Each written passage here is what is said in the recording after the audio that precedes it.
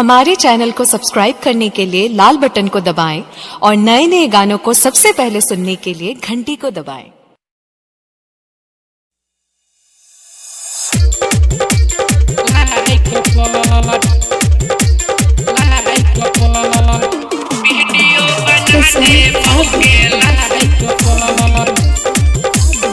अखन अहाँ सब सुनि रहल छी मदना से विराट म्यूजिक के शानदार प्रस्तुति।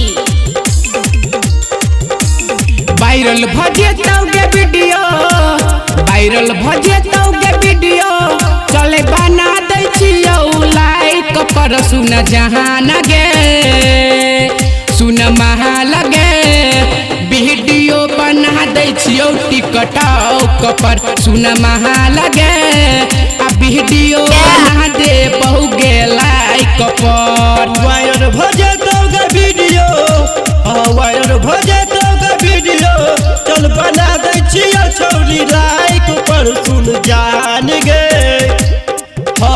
माल गे, वीडियो बना दै छियौ टिकटॉक पर सुन जान गे, वीडियो बना दै छियौ तोरा लाइक पर। बाबू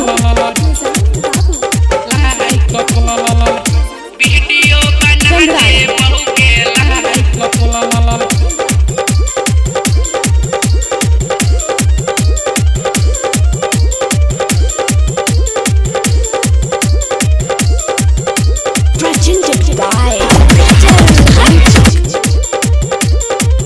घर से निकल बे तू मेकअप लगाई के, आ रोड पे चलई छे तू कमर हिलाई के, कमर हिलाई के।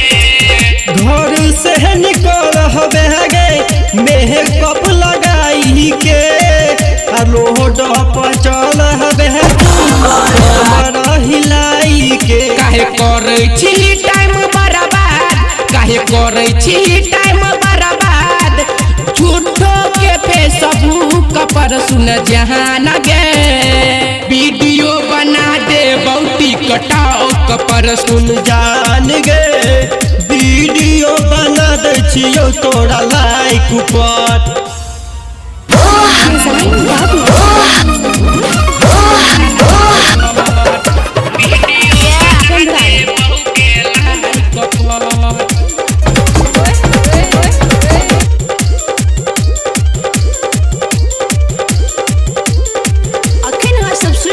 मदना से विराट म्यूजिक के शानदार प्रस्तुति। भज वही फेमस जखनी सेल्फी ले तो साथ में, एप्पल के मोबाइल रहत तोरा के हाथ में, तोरा के हाथ में।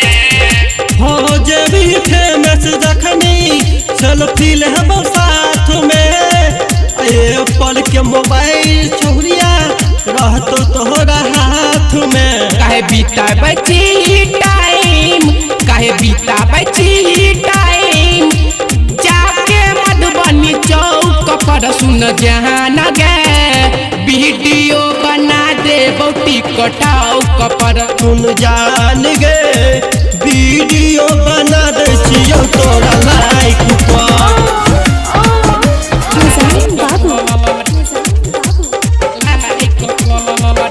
वीडियो बना दे बहु के लाइक पर।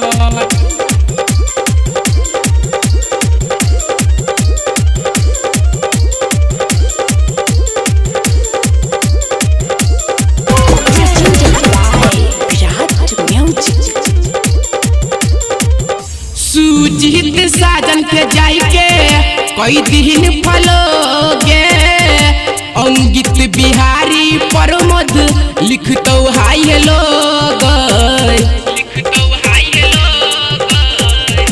सुजीत साजन के जाके कह दिहन फलो हो गे, अंगित बिहारी प्रमोद लिखतो हाय हेलो गे। चंदन सरोज के सुनना, चंदन सरोज के सुनना, काहे मारई छी लाइन गे सुन जहान गे, वीडियो बना दे बहुती टिकटॉक पर सुन जान गे वीडियो बना दै छियौ तोरा लाइक पर।